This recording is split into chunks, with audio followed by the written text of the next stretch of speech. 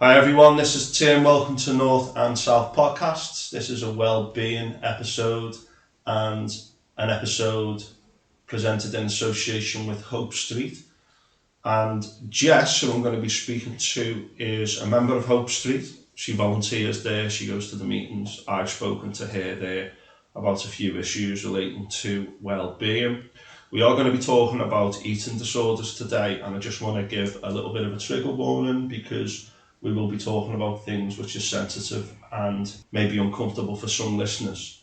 What we also want to say is that eating disorders can affect both men and women, and this isn't just about how you might be impacted by eating disorders, but also how others might be impacted. And we would urge anyone to seek medical help, go to a GP, and refer to some of the resources that we're going to mention in the podcast notes and in the podcast. So Jess, first of all, thank you very much for coming on. It's great for you to come on here because I've heard you speak before, and I thought you've got a very important message, but also you're a good communicator. What is anorexia nervosa?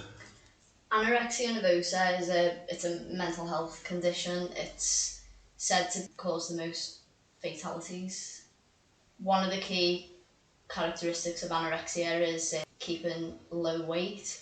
Is it generally having a difficult relationship with food? But one of the common misconceptions is that it's not always about food. It's quite a toxic coping mechanism for something going wrong in your life. A lot of people think that if you struggle with anorexia that you don't like food, and it's not that. It's kind of a form of self-harm, punishment. That's how I view it. Other people may view it differently, but for myself, from my own experiences, I used it as a coping mechanism when things went really wrong in life. I don't want to trigger anyone by saying this, but for me, when I was going through it, I felt like people would not accept me unless I was low weight. I felt like I wouldn't achieve anything unless, I was low weight. I felt like people liked me more. But now, I don't really care if you don't like me, for being honest with you. I am who I am. So anorexia nervosa, it's not something that you can view in isolation. It's part of your life, and it's a holistic coping mechanism and so much more. I say, like, very, very toxic. And I think one of the scariest things is that sometimes you don't even realise you're doing it. Yeah. You don't even realise what you're doing is unhealthy. It's kind of like, the way you have like the angel and the devil on your shoulder. Yeah. It's just like having the devil permanently on your shoulder. The other way I could describe it is like having like a really negative imaginary friend. Someone who gets in your head and says, if you do that, then this will go wrong, and no one's gonna like you if you eat this. People only really like you if you're thin. It's just very, very negative, very toxic, and it changed me from being quite an outgoing person, go out and speak to anyone, mix with people, to a completely different person. I became isolated. I lost friends because they didn't know how to speak to me. I became very irritable. Just not a person not the person I am now. I've definitely come a long way from what I was, but it just made me not a very nice person to be around, really. It's interesting, is it, how there's so much more than just food involved in this, isn't there, which I think we'll look at. And the NHS estimates that close to 6.25% of adults might have an eating disorder at any one time. There are more other than anorexia nervosa. And another study said there may be 1.25 million in the UK currently experiencing these kind of things. Now, as we know, sometimes there's these statistics, but we don't always know what's going on out there because the data isn't always reliable. You can throw all these numbers out, but like, people struggle in silence. It could be more than that. People might not even know that they are struggling. I didn't for a long time. I really, really didn't. I lived under a rock. I was like, no, that was just normal for me. We will have resources on the website. People should speak to the GPs. It can affect everyone, men and women. And this isn't just about people who are listening. It might affect them directly, but being watchful for other people, like family members and friends, etc.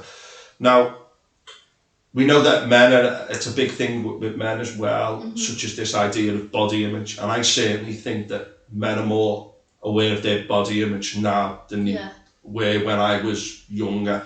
And I think a lot of that might be down to social media. Yeah, that's a big one because I think what you tend to find as well, there's a lot of comparisons now, especially with men. You find a lot of these fitness pages, and don't get me wrong, like that it happens with women as well, people who are non-binary, of course, as well. But I have a friend who I was at university with, Paddy. He won't mind me saying his name, and he did sports and exercise science, and he went around Australia, loads of different places. He did like CrossFit, and he had an injury and he couldn't exercise, and he did, he lost muscle, put on a bit of weight, and I hadn't spoken to Paddy for quite a number of years, but he knew I'd struggled with my own body image and obviously my history of anorexia, and he reached out to me and he said, I've never experienced anything like this before. It's like going on social media now to when it first came out. He was like, I've got so many people who I follow on there and they're all in great shape. I feel like I need to be like that. I feel like I've let myself down because I was injured and this happened and that happened, and it got to him that much. He doubted whether he should still do that as a career, because I don't think people speak about eating disorders and body image enough, especially to the male community. And I know we talk a lot about like men's mental health and men not wanting to speak up and talk, but I also think that ties in a lot with eating disorders as well. When I was younger, growing up, I noticed that particularly body dysmorphia, it was stereotypical, like a young white female girl in her teens, and that was like the stereotypical view of it, but it's not. It's so much more.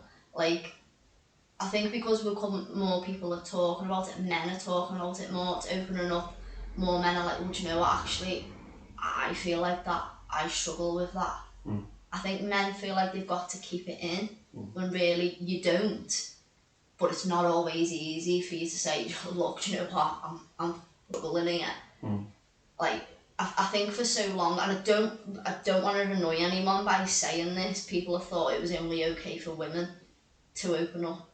But men have feelings as well. Men go through the same as what women go through when it comes to body image. Alright, we might not have this, exactly the same like body features, but we all have our own hang-ups. I think the problem is with social media is it creates this idea of perfectionism. Anorexia and perfectionism are very, very closely linked. And I can talk about that from my own experiences. But I think I've noticed with men now, especially those who go to the gym or are starting off going to the gym, it's like, I need to look like that. And I think there's a lot of pressure, and we compare ourselves a lot to other people. And I think that happens a lot more with men now. Women, I think, yeah, it has. It's always. I know from when I was younger, I constantly compared. Comparison to me is the biggest thief of joy. I don't know if that's the right quote, but that's what I say anyway.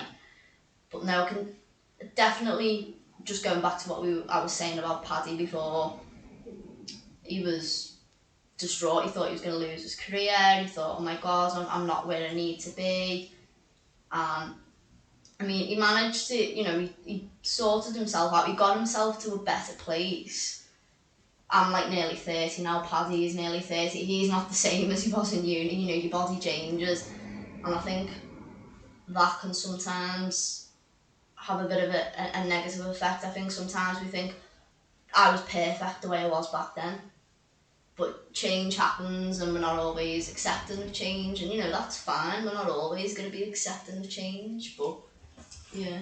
What exactly is body dysmorphia? Is it the belief? My understanding, please correct me, is that it's when people look at their bodies and just think so negatively of their own bodies. Yeah. Even though others would say to them, I don't see that in you because you're constantly viewing it through a negative lens. Is that effectively what body dysmorphia is? Or yeah. Comparison as well. Comparing your body to other people. Like, I'll give you an example for myself. I have a big hang up about my legs. I'm not going to say what weight or what size I am or anything like that. I mean, is it fair to say I'm fairly slim? When I'm having a bad day, my legs are the one thing that I think, oh my god, I hate them. I hate them. Like when I was in like the depths of really, really struggling, my legs were the one thing that I would really, really pick apart. I hated the top of my legs. I just hated them. But that some of that stems back to when I was younger, and I'll get to that later. But then I've kind of learned now, well, do you know what? I don't have to love every single part about myself. I don't need to have perfect legs. I don't need to look like other people on Instagram, because let's be honest, it's all filtered. It's not nothing you see is real. But I've learned to kind of accept, well, do you know what? I might not necessarily like the way they look, and that's okay. I don't have to love every single part about myself, but what I do have to do is appreciate it. Appreciate the fact that I've actually got legs. And my legs allow me to walk. I can play netball. My legs allow me to play netball. They might not look like what I want them to look like, but they do what I need them to do. And that was one of the things I learned through therapy is, you know, I'm not going to be happy with every part of my body. No one's happy with every part of the body. And do you know what? That's okay. You don't have to be happy. You don't have to be perfect. You don't have to love every single thing. But what you can do is start to appreciate. And I got to a point where I appreciated it that much. Like I actually did learn to maybe love those parts about myself that I didn't really like before.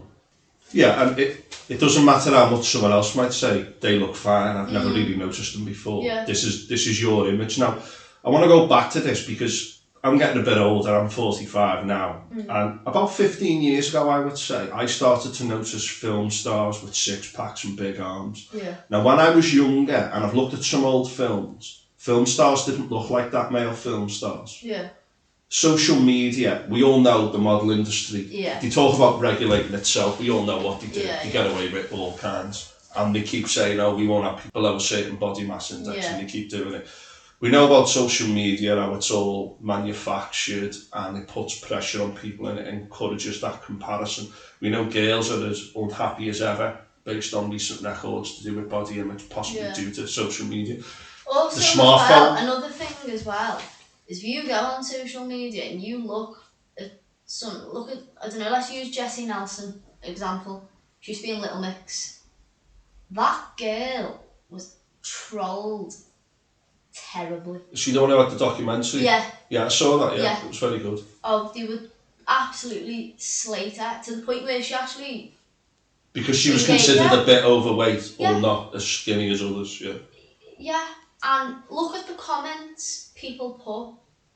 If they comment on that, then it makes you think, what will people say about me? And I think a lot of people read into that and think, oh, well, if so-and-so's saying that she looks like that, oh, I don't look as good as her. What do people think about me? Maybe I need to do this, I need to do that. I think social media is so toxic. I think it's not only toxic, but I think because of smartphones, it's literally 24/7. Yeah. You used to have to log on or go on a computer to look at them. Do you know another thing as well growing up? Magazines. You look at magazines like Closer, it was always like a comparison. Like, let's say, for example, Kerry Katona, she used to yo-yo diet. So they put a picture of her on the beach.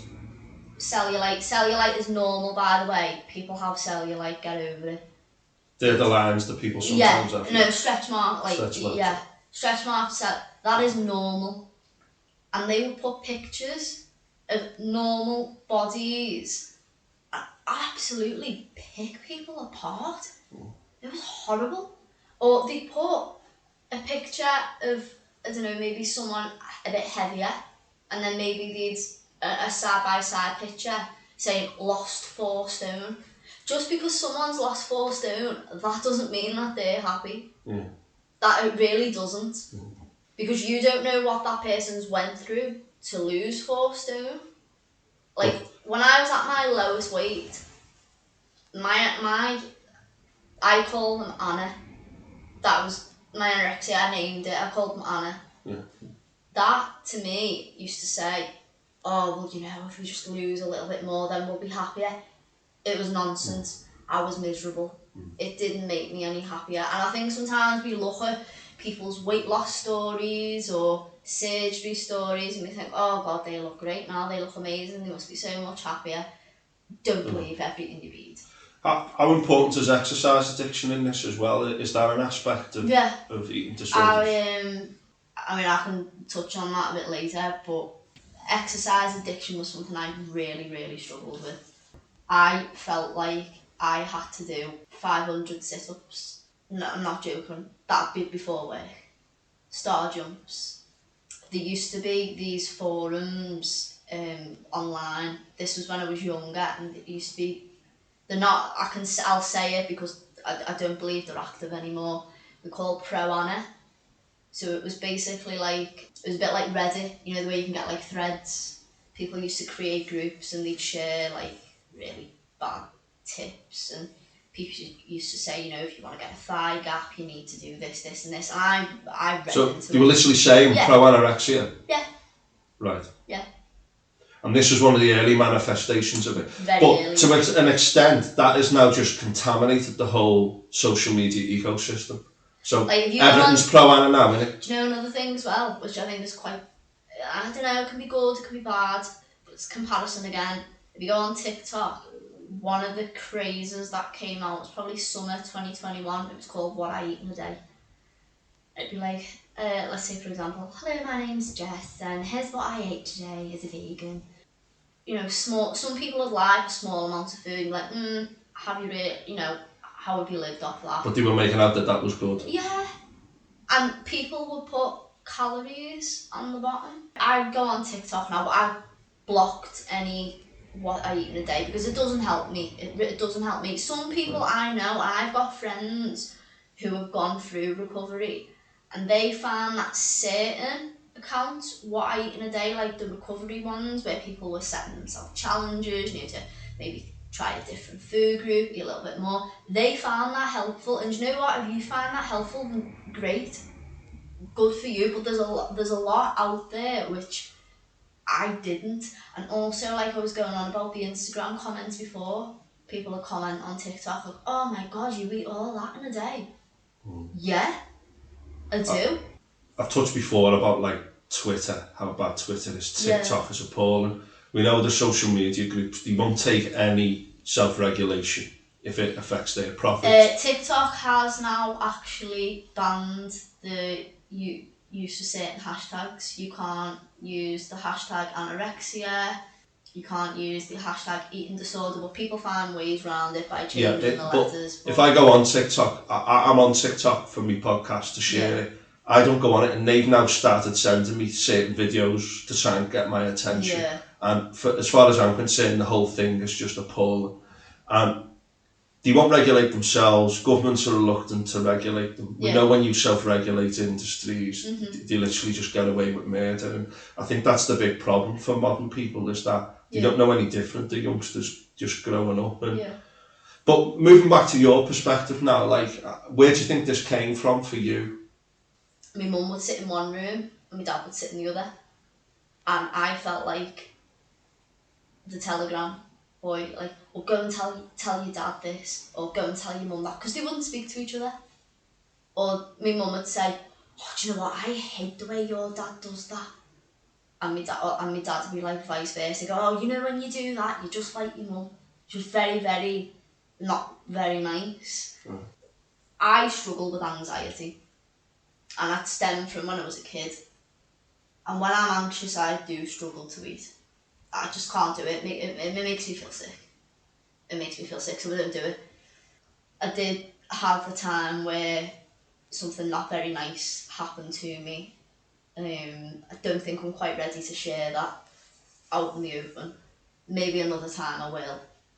I've just got to be, I'm quite mindful. I don't really want to upset anyone by saying it. I'm not going to get upset myself. Like, it just wasn't a very, very, very nice thing that happened to me. But back then, no, I was not told I had anorexia.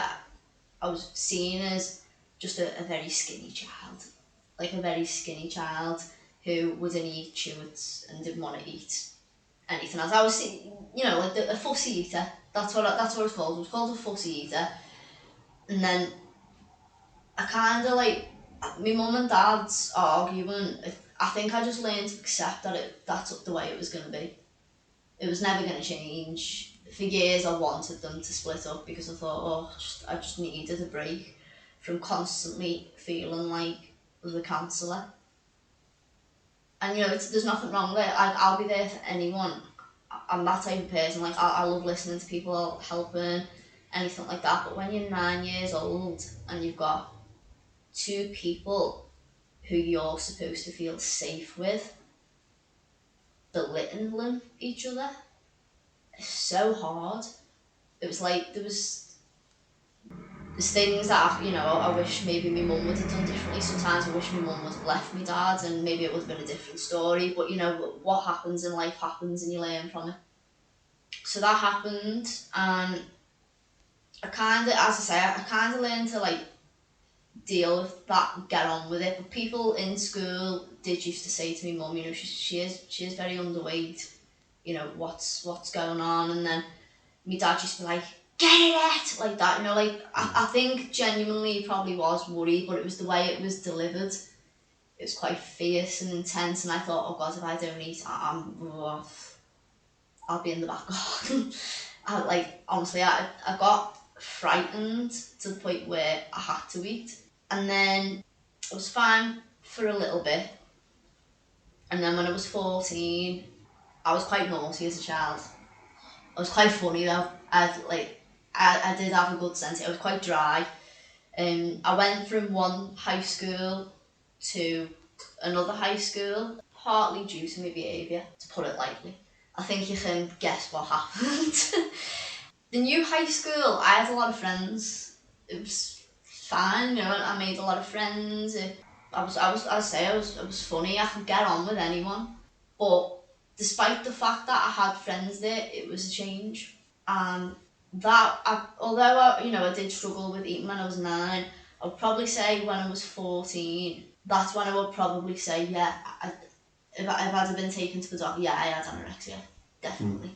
So I don't want to say anything triggering about what I used to do because, as I say, I don't want to trigger people. At the time, I thought it was fine to pocket the dinner money that my mum had given me and not eating, smoke. When I was younger, I used to smoke a lot. Was that part of suppressing hunger as well? Yeah, definitely, yeah. I would leave the house and fill up on a fizzy drink. I wouldn't have anything during school time. Nothing at all. And then only at home time, that's when it felt safe. I think I never felt safe eating around people in school because I didn't know them. So do you think there was a social anxiety element to it definitely, as well? Yeah. You see, this is where it's so holistic, isn't it? Yeah. It's hard for you to unravel it and come up with a name for it and go, this is the issue. When it's almost like interwoven with your whole life. Also, what you've got to remember is when I was 14, I was going through the stage of hormones. My body was, like I said before, your body changes. I don't deal with change very well. And I've learned that over time, that me and change, we don't always see eye to eye. I started Marie Court in the September, and by the December, I was basically, I looked like a completely different person. One thing, I know we've talked about this before, I used to do to cover it up was, I actually liked school. School wasn't the issue, it was what was going on with me. I hated my home life. School was an escape for me. I was the class clown. I was always, it wasn't, do you know what, it wasn't even like necessarily forced. Like I wasn't one of them people who deliberately went in there to make people laugh. I just did it because that's the type that, but I feel like it was a coping mechanism for me in a way. Being like funny, having a sense of humour, personally I see that as a positive coping mechanism. The anorexia was the bad coping mechanism for me. One of the reasons why I think teachers never really said anything at the start was because, you know, when I was in a classroom, I was fine. Like, it'd be like, oh, friggin' hell, I've got Jess in my class today, what's she gonna do? Like, all kinds of stuff, like, some of the stuff I used to do when I was young. I turned up to school drunk a few times, did a lot of stupid stuff. And I think because the way I behaved, it kind of, like, distracted people from what was going on. So yeah, when I was 14, obviously my hormones, and then I didn't want my body to change, basically. I just wanted to be straight up, straight down. Yeah. I just wanted to be tiny. I did. Because, like, Instagram wasn't out when I was 14, it was MySpace then. And on MySpace, people used to go, it used to be all that, you know, that XOXO, like, oh my god, you are so fit, please can I own your picture? You know, like, things like that, and it was kind of like a form of social acceptance, you know. Oh my god, that person liked your picture. So yeah, MySpace was a big thing back then, and a lot of girls were into kind of like emo stuff. And the emo scene was a lot of people were like quite slim, skinny. Everyone wanted to be like, I think it was like Hayley from Paramore or something. I can't remember the name. Everyone like wanted to kind of like look a certain way, and I think that was another thing as well. Like, I thought people were complimenting me more. When someone you look at someone when they lose weight, you go, oh God, don't they look great? People would do that to me, and I got a buzz off it, especially when I was 14. Because when you're 14, you've got acne, you know, things like that, and you know, when losing weight and getting compliments, I thrived off it. I think that's still socially acceptable to always say to a woman, "Oh, you've lost weight." Yeah. As if that's fearlessly. You don't have to worry about offending someone by saying that.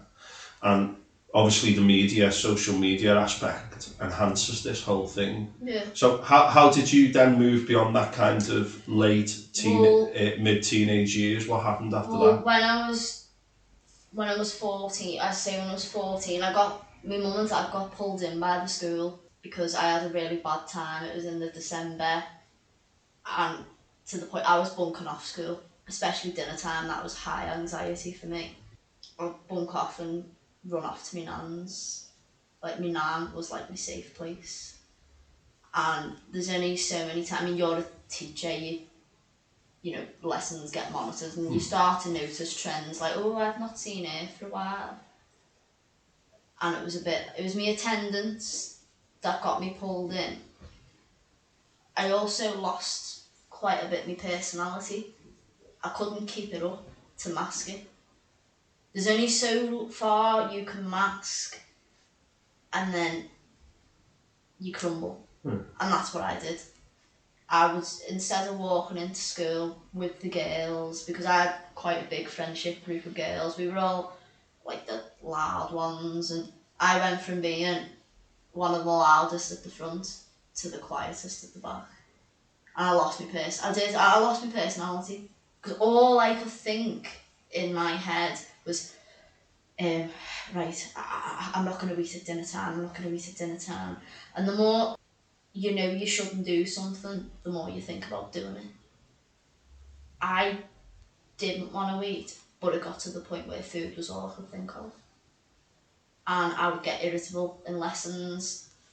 I went from being the girl who made people laugh in lessons to the girl who really annoyed the teacher, and got snapped back and got sent to referral for 5 hours because no one wanted her in the class, because I just became a not very nice person. And then they called me mum and dad in, and I crumbled. But there was another thing though that did trigger me back then. There was a show that came out when I was around about like year 9. It was called Super Size vs Super Skinny. It was with Dr. Christian Jess, and what they used to do on that show was they'd have someone with a BMI classed as morbidly obese and someone with a very low BMI. And what they would do at the start of the show is they'd basically say, oh, this is this person's life. And it was quite stereotypical, really. They'd say, you know, like the person who was morbidly obese, oh, they have 10 takeaways a week. They used to use like really, really negative, horrible words about the person who had, you know, like a BMI with who was morbidly obese. And then for the person who had very low BMI, it was, I'm not saying it was positive, they were saying what they were doing was positive. Like it was a bit more like, oh, she just needs to eat a little bit more. 2007, I think it came out, and it went on for a couple of years. But that's when smartphones and all the social media kicked off around that age. MySpace, definitely. Facebook was coming out around 2007, 2008. Back when I was younger, magazines used to put, use this person as your inspiration, and it'd be a celebrity, or it'd be some sort of body type which was completely unachievable, but they brainwash you that much to think, oh my god, I need to look like that.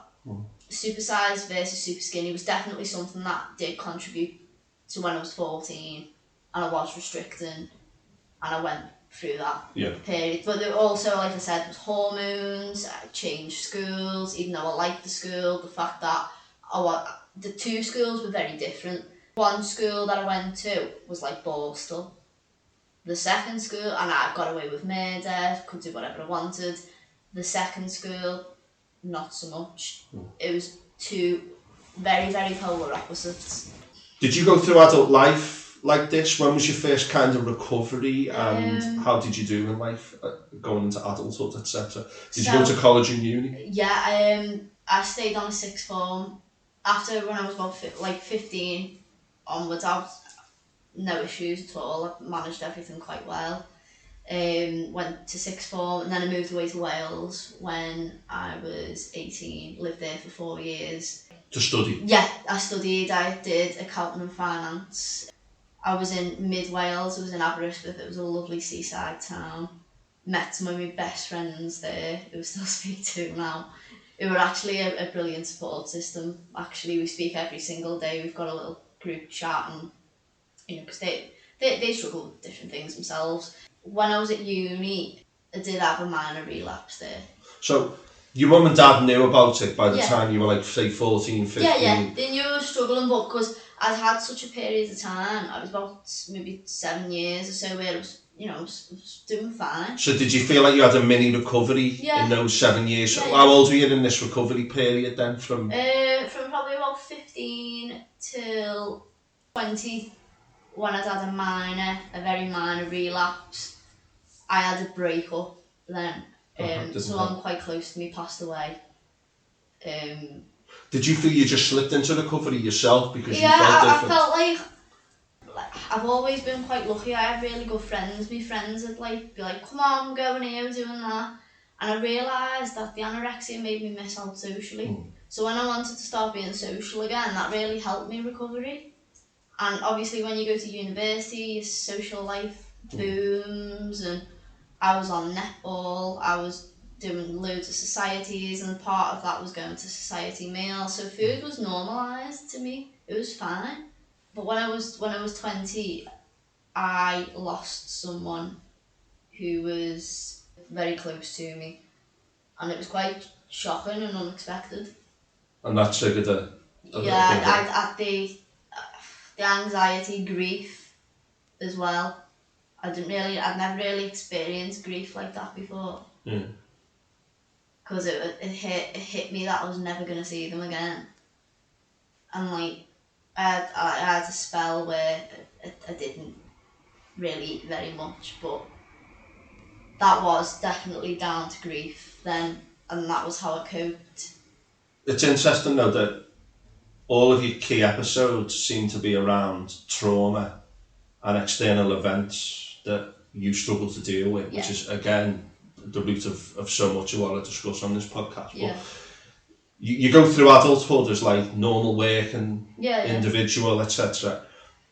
You have relapses. So after once you've gone into the world of work after uni, do you have many relapses then? Did you have one during lockdown? I think you mentioned this. I had two. I had really bad relapse when I was 23. I worked for, I'm not going to say the name of the company, but I worked for a bank. I did really well at uni, graduated, and got a really good job after I finished uni for a bank. I was a business team manager, and I used to deal with, like black accounts, like people who like got millions in the bank. But at the time, there was a lot of fraud that was going on, and the stress and the pressure was too much. I used to skip meals during work time because I was just too stressed and I couldn't do it. But also, like I said before, they say your body changes every 7 years. When I was at uni, I was quite slim, but I noticed when I was about 22, that's when, like I started getting hips then really. My body had changed, and I was going on holiday with a friend, and I went to try something on in the changing rooms, and I thought, oh my god, I can't go on holiday like that. Like I said, I was comparing myself to what other people had posted, their holiday photos, and so at the time things were getting tough at work. I had that, and then I think I used the stress of not wanting to eat to be like, right, I'm stressed. This is work, and I'm losing weight here, and I'll look fine when I'm on holiday. And sounds weird. I didn't eat food, but I let the eating disorder eat my brain. Like my thought processes around my behaviours around food. Like one of the things I used to do is I would eat if I did eat anything, I couldn't eat it all. I always had to leave one piece behind. I didn't realise I didn't have a formal diagnosis then, but that's quite common for people with anorexia nervosa, leaving bits of food. And before I knew it, I became so sneaky at certain things. I remember going to a weigh-in once, and my brother used to go fishing. I robbed his weights and started sewing the weights into the bobbles in my hair, so that people would think I was heavier on the scales, because I didn't want to admit I had a problem. I didn't want to admit it. People were noticing how thin I was getting, how little I was living on, because I lived with my mum back then. My mum and dad had split up when I was about 21, and I'd come back, so I lived with my mum while I was working at the bank, and my mum didn't really notice it at first, but when she did, she was like, why are you doing things like that? And then I ended up going to the doctors, and obviously they wanted to weigh me, but I didn't want that label of being someone who was ill. I always thought other people get ill, I don't get ill. Again, all of this stuff is your response to trauma and difficulty and stress, isn't it? And it's like you're a certain control or a part of you, the Anna part of you. I've spoken before about. That's what anorexia is, though. Yeah, a sub-personality. It's not just a toxic. It's a way of having control. Everything in my life was going so out of control. Food was the one thing I had control of. Nobody could tell me what to eat or what not to eat. Nobody could force food in my mouth. Nobody could see what I was doing all day other than myself. So I could easily turn around and lie. I don't do it now, but I could easily say, like say for example, someone brought cakes into work, or oh, we're going out for food. Like, oh, it's all right. I've eaten already. I don't do that now, but I used to do that back then. Make up lies, because I became anxious eating in front of other people as well. Yeah. I was really anxious. The social part of it, I hated. Like, people say, food is to be enjoyed, and it is, but I didn't enjoy it back then because I felt tremendous guilt, and it was the Anna part of me saying, don't eat that, because you're going to lose control. Do you know, you go through adulthood, you slip back into relapses, you recover pretty much off your own bat, as it were, as situations change or whatever. At what point did you receive a diagnosis and then start to get help from others? Well, I received a diagnosis when I was about 23, and then that was around about December 2017 when I received that. And then January 2018, I had to come out of work. I collapsed in work in the bank, and basically I could have died. It's scary to say it, but that's the harsh reality. I was living off nothing. And in terms of food? Yeah, in terms of food, sorry. I was living with mum at the time. Mum found it really, really hard to deal with, didn't know what to say. She'd bring food in, I'd scream and go, why are you bringing that in? And then that was even during going through recovery, because one thing you need to remember, one thing to remember is that recovery is not linear. Like an alcoholic, for example, you give up alcohol, you could have something traumatic happen, or you could go to a party, you could quite easily go back and drink again, and then you could go off and say, no, I'm not drinking again. It's very up and down. And I think that's what's happened with me in my life. I've recovered, and then I've relapsed, and then I've got myself to a steady place. 14, steady place, recovered, had a little bit of a dip when I was 20, then I was fine for a bit, and then it dipped at 23. 23 was a bad dip, and then by 24, I'd literally just got diagnosed, literally the week before my 24th birthday. So when I was 24, I started the recovery, and my God, that was horrible. One of the worst parts of my life, having to recover, having to accept that the body that was ill was not going to be the same body that I would have when I recovered. I wasn't going to be that small. I'm not an attention seeker, but you get a lot of attention. People weren't going to praise me and go, oh God, I wish I could be skinny like you. Because people say stuff like that. They do, I've been guilty of it myself. I've gone, oh God, I wish I was as thin as it. So yeah, in January I started my recovery then. Like I said, it wasn't linear. I have very good days and very, very bad days. And do you feel like it's always there? I think like I've always struggled with it, but it's how I manage it. Yeah. But no, I was referred to Rathbone, it's a place called the Star Unit in Rathbone. And is this in 2018? 2018, yeah. There was quite a bit of a waiting list out. I had to go for psychoanalysis, where I literally told them everything that's happened, why I did what I did, mentioned things from my childhood, and I was given an official diagnosis. I had met the criteria for someone with Anorexia Nervosa.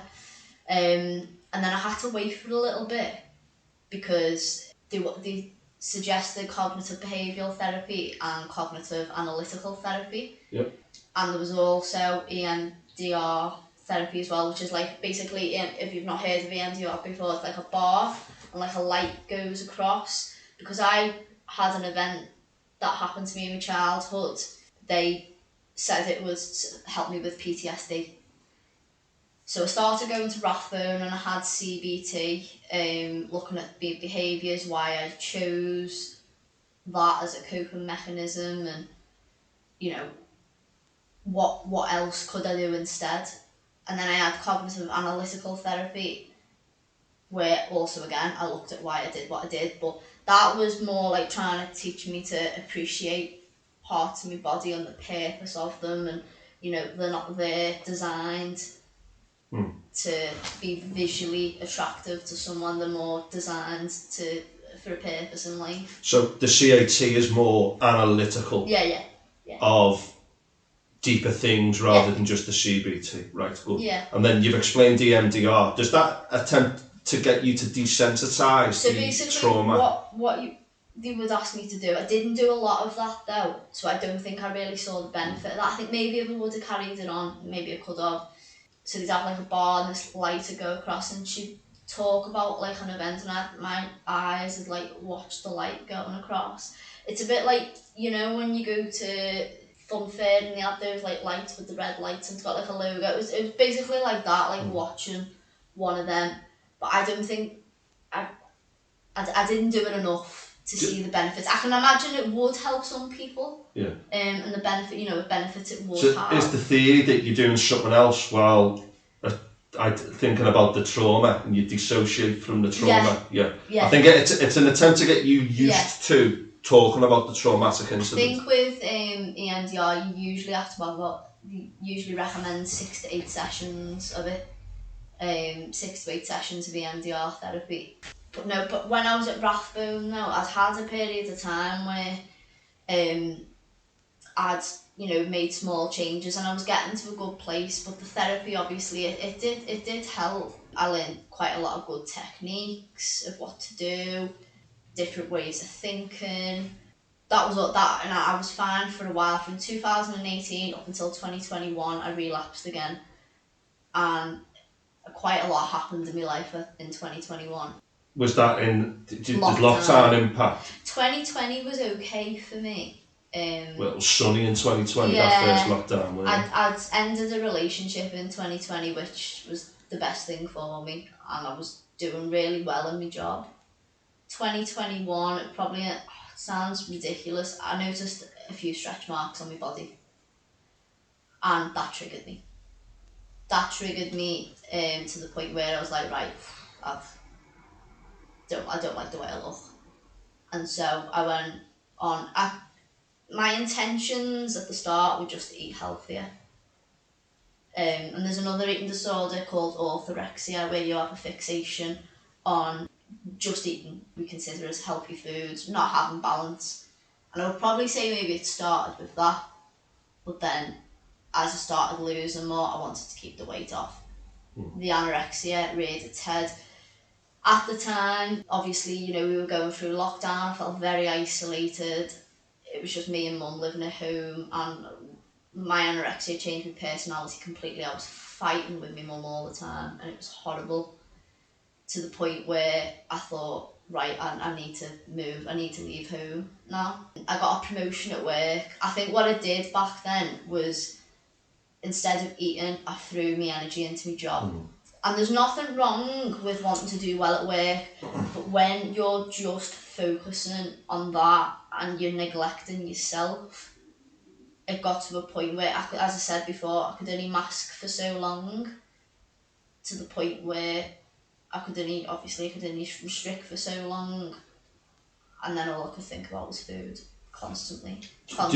And then there was, in the summer of 2021, I felt like, oh my god, my life's going amazing, because I'd got the house that I have now.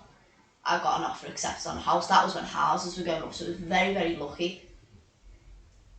Although that was good, then the coin started to turn. Things started to probably, I would say, go wrong for me from September 2021.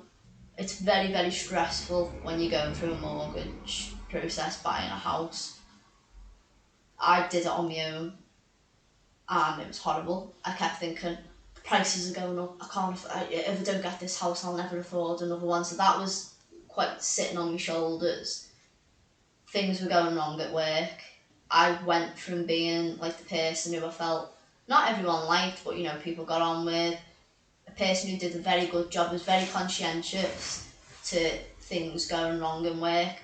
I work in HR, and as you probably know, in 2021 we had the social care staffing crisis, and we couldn't get anyone to work for us. I've got to be very careful what I say on here.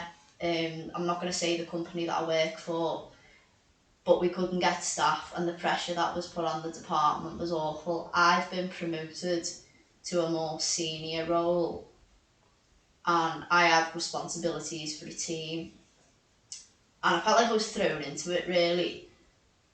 And obviously I was trying to recover from an eating disorder. I was going through buying a house, and problems are happening at work. And the week before I completed on the house, and I'm just going to put a trigger warning out here, I attempted to take my own life.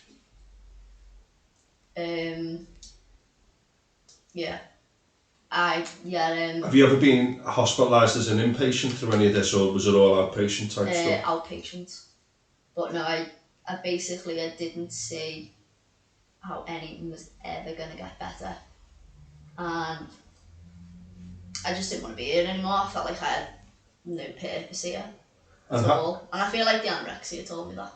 And this is again in the midst of lockdown. Now, I've spoken about lockdown before. We were coming out of it. Yeah. The impact of lockdown, I don't think it's too early to say the long-term impact on young people, on everyone. I think the first lockdown, 2020, was a few months, it was sunny. As that went on and on and on, and the pressures everywhere, you're buying a house, you've got everything going on at work, that feeling where you became suicidal, how did you get through that? I had to come out of work. So you came out of work entirely? I had to go off work, sick, long-term sick. And you were living with your mum at the time who was helping you? It was literally, I tried to do what I did. I tried to do what I was going to do. And me and my boss weren't getting on very well at the time.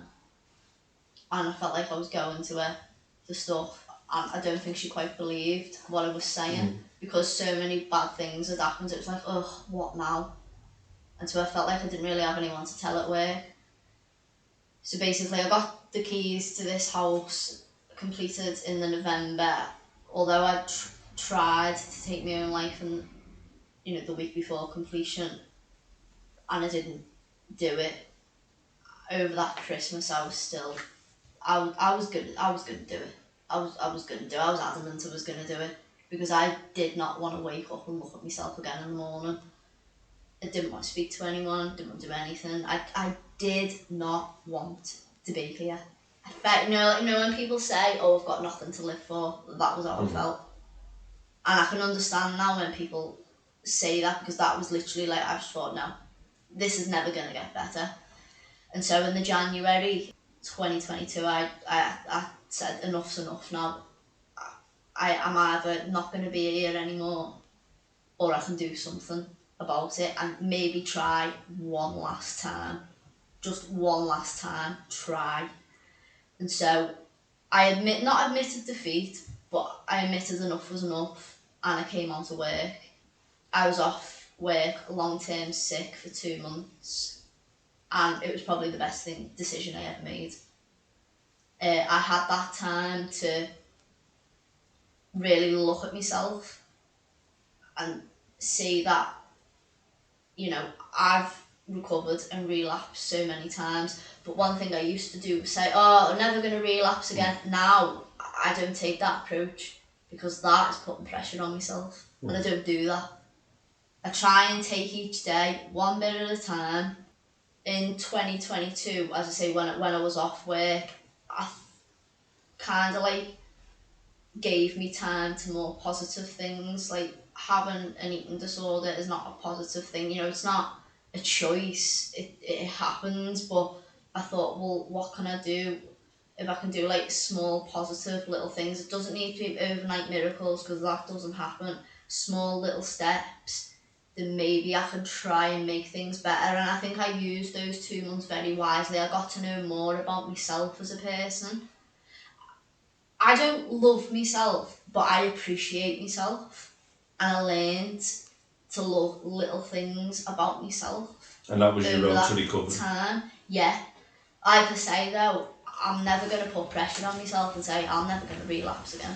I'm never going to say that, because that is putting pressure on myself. Do you know, when I was ill in 2007, I felt that was possibly the best thing that ever happened to me, where I wasn't working, I wasn't doing much, and I really focused on little things to make me a better person. I can relate to that. We'll put Samaritans in the notes as well in relation to if you start to plan suicide, that's when you need help. People can have thoughts and ideation, etc. But it's about when you make that plan, it's about saying, right. I had the letter ready. And you didn't want to reach out because you were in that dark place. I know, because I had tried to reach out to people, but people didn't understand that. But the thing is though, what would you say to people who get to that now?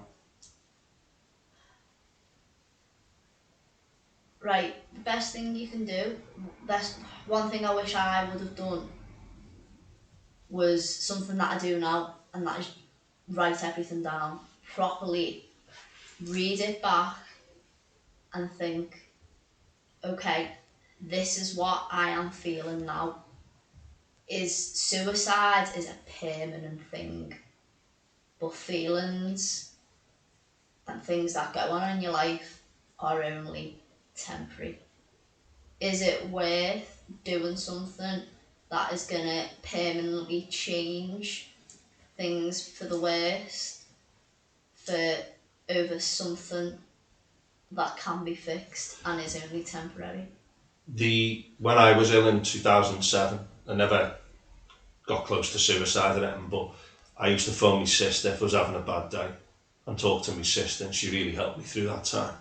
But one of the things I wanted to speak to you about was your journaling, because you do it every day, and it's a key part of your kind of coping.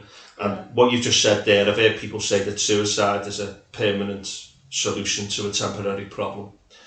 And when you're in that mood is so powerful. Yeah. That when you're in a good mood, like everything's great. When you're in a bad mood, everything's bad. And then later on you look back and go, oh right, that was just temporary. I mean, I can understand why I felt like that, but I mean, I wouldn't have been here to regret it. But I look back now and think of the good things that happened after, and I think you wouldn't have experienced it. Wouldn't have happened. Like, you know, I've got a niece and a nephew who I absolutely love to pieces. Do I really want to imagine what life would be like without them? And missing out on things that I've seen since that terrible time happened. Good things that have happened in my life, you know. Like, this house, I actually think saved me as well. In the end, it was something that got me through it. It kept me going. It was people. I think a lot of people thought I felt like that because of the house and my illness. It was never the house. It was the illness. It was the things that were going on in work. I think having this house, you know what? It's not a perfect house, but it's mine. It gave you something to work towards as well. Yeah, it gave me something to live for in the end, really. Do you know what we've touched on so much stuff here? The housing crisis, the cost of living crisis, issues with the workplace. That is just, you know, one of the things I have as a big theme is about like financial survival and the stresses of modern living and what it's doing to people. Yeah. And I think a lot of that has made your anorexia nervosa worse or triggered it or caused it. And I mean, that's another question. Like, now going back what we were saying about like journaling, one thing I never used to do was I just used to let things sit and fester in my head. I don't do that now. Tell me about the journaling process for you. So what I usually do is, obviously I go about my day, and then of an evening I write down everything that has happened in my day, but I'm very truthful and very honest in my journal on how that has made me feel. I think for me it's quite important to journal not just the good but the bad, because if I've managed to get over something bad, then say next time a bad thing happens, I can look back and reflect and think, do you know what, I had an awful day that day, but the next day or a couple of days after this happened, so what did I do to make it better? Obviously, you know, if I can get through something once, I can get through it again. It's always nice to write down about the good days and sit back and reflect and think, oh yeah, that was, you know, that was lovely, what happened then. But I do think it is important to be very honest if you are journaling about, you know, some of the negative things that have happened. As I say, you know, like, because no one lives a perfect life, like what we were going on before, Instagram. No one lives a perfect life. If we did, we'd be in a bloody book, wouldn't we? You know, we'd be in a fairy tale, and life isn't a fairy tale. What do you think it does for you, the journaling? Does it allow you to process what's happened? It allows me to offload. It does allow me to process. So it's cathartic. It's offloading. You process the emotions involved. You read back as a strategy to see the good and the bad on permanent, and I can get through them, and I can appreciate one and work on the other. And I think I can positively compare as well, because I can look back, like if I was to wrote a journal in 2021 and I'd looked in 2022, especially the summer, I would have seen, do you know what, I've come really far there. This is what I'm doing now. That's what it was like in 2021. 2023, I'd look back and go, do you know what, yeah, look at where I am now. To 2021, absolutely hated myself in 2021. Alright, I don't love myself now. I love things about myself and I appreciate myself. And I know I'm a stronger person than what I was back then. And I think it for me, maybe it's a self-growth, I don't know. Yeah, it is self-growth, it's wisdom. But I think, do you feel like doing your journaling helps your mental thoughts and cognition when you're not doing your journal? Yeah, definitely. Like, I feel like I have to, my journals just become a habit for me. It's in my routine. It's a form of self-care for me, doing my journal. And then once you've done it for a bit, it becomes a habit, like 30, 60 days. Another thing I did as well, I quite like writing. One thing I found that helped me was I could literally sit there for hours. I wrote like series and things. I'll never ever publish them, but I write them for my own benefit, because I write about like people who I kind of wish like I have positive characteristic traits, and think, you know what, I wish I could be like that person, pick out the positive parts of them. Like, I've wrote things about, my experiences, but I've maybe wrote about a character who maybe handle things in a different way or a better way, and I think, well, if I can write about how that person has overcome that, then I know I can do that. Yeah, that's do you know beautiful. what I mean? That's art, that's using creativity. I mean, there's a lot of movements now towards that, the use of creativity, role play. I was talking to an undergraduate who's doing that, the use of role play and drama and come to terms with things. I think that's very brilliant powerful. for confidence, definitely. Is there any good books that you'd recommend for eating disorders? One particularly I had, it was to do with, it's like a self-help guide for cognitive behaviour techniques. It's by Patricia Graham and Chris Freeman, and it's called Overcoming Anorexia Nervosa. So you can get it in all leading bookshops, including independent. Yeah, so it basically has it has like myths and realities. It also has information, depressive symptoms, regressive behaviour, lack of insight. It's also actually quite good for parents as well. If you've got, you think your child or friend, family member may be struggling, how to recognise symptoms. It gives you like homeworks and assignments. So for example, there's one like continue with your diaries before, look back through your diaries, what you've amassed over the past few weeks, what connections are there between eating and feelings, but things like that really. That's a book that I found helped me. I mean, it's not going to cure you, but it gives you ideas, and it's, good coping strategies. I think also you've mentioned that you've delivered lectures to others to help others, and you've got involved in Hope Street. Yeah, so Eating Disorder Awareness Week is usually the end of February, early March, and usually during that week I've gone to schools in the past where I've talked about my experiences. In the organisation I work with, I've gone into services. What's that organisation? Oh, you work for? Sorry. Yeah. It's a charity, and I've talked about past experiences. I've also actually been more open, just in general, with people. I find that by being more open, people have come to me and said, do you know what, I think I struggle with that, or I know someone who struggled with that. And sometimes just talking, like what we mentioned before, people can be so closed in, and you don't really see the issue until maybe someone else points it out, and that's what happened with me. Sometimes just listening to someone else and what they've been through, it opens your eyes and think, right, okay.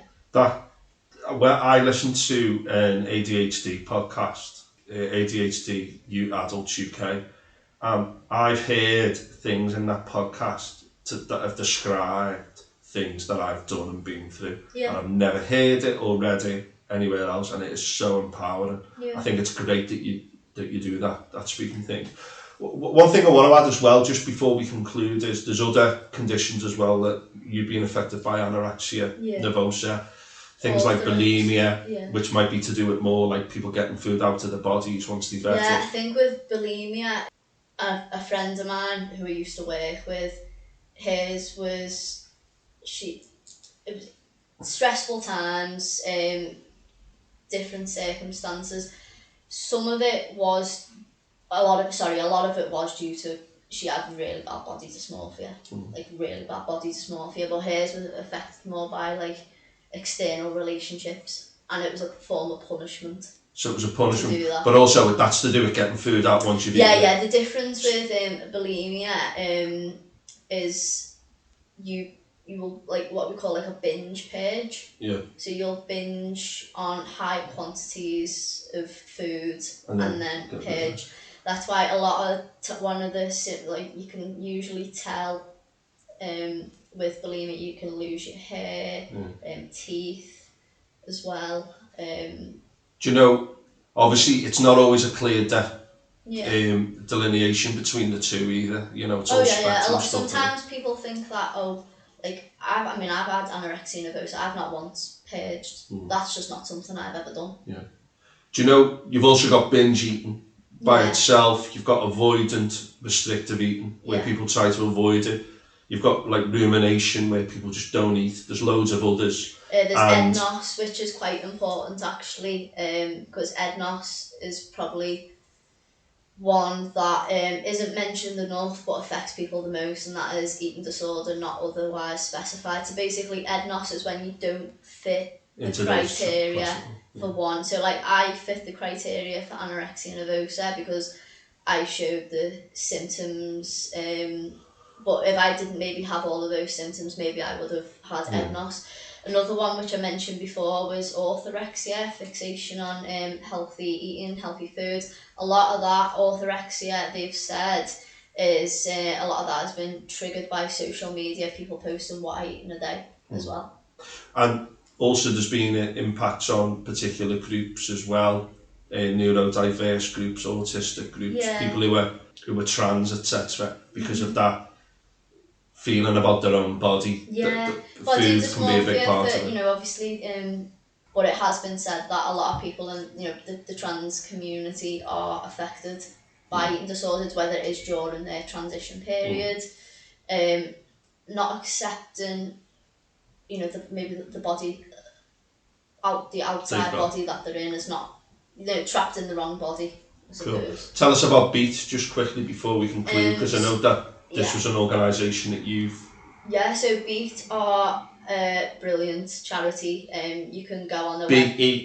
BEAT, yeah. They have online forums as well, and it's not just for people who are struggling with an eating disorder, it's also for family members as well, who maybe want to learn a bit more about the eating disorder, the effects, because sometimes as well, what I know one thing I learned was that I may have had the condition, but my mum didn't really know enough about it, and my mum also needed support as well to be able to support me. Beat are amazing. For that, they have free helpline. If you go onto the website, they have the times. It's usually from 8 in the morning till 8 in the night, but they do have like online forums. So one night of the week, it might be starling, and then I think there's dolphin, swan. Each category is for each specific eating disorder. There's also a lot of stories as well.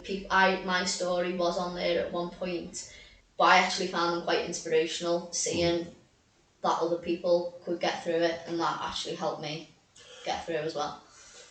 Jess, thank you very much for opening up and being so honest and truthful. You told me stuff which we didn't even discuss in the pre-preparation, which have been very... I think that you've come to terms with a lot of what you've been through, and I think that what I've noticed in speaking to you at Hope Street is how confident you are in speaking about it, and also how important journaling is for you as well. And just before we finish, there's going to be loads of information in the notes, folks, and I want to thank Jess for the time. But anyone who's been affected by any of these issues, do check out the notes. But just very quickly before we finish, is there anything you want to add, and what advice would you give to someone who thinks they may be suffering, are suffering, or someone who knows someone who might be suffering? If you think you may be suffering with an eating disorder, please, use the resources that obviously we're going to put in here. There's on Beat, I forgot to mention this before, if you are considering going to a GP, there is a fact sheet that you can download if you are feeling a bit anxious. Try and talk to someone, whether it be a family member, close friend, confide in someone. If you feel that a family member or a friend may be struggling, there are resources online on Beat which will give you some advice on how you can maybe approach the topic. Always go with your gut. If you do feel like there is something wrong, it's better to speak than not say anything at all. Jess, thank you very much for your time today. This is a big issue. It not only is an issue which people don't know enough about, it's something which the causes of are everywhere around us, and people need to be aware of those as well. And thank you so much for your holistic appraisal of what an eating disorder is. And thanks for being so honest and frank. It's been amazing, and it's great advice out there for people as well. So thank you, Jess. Thank you.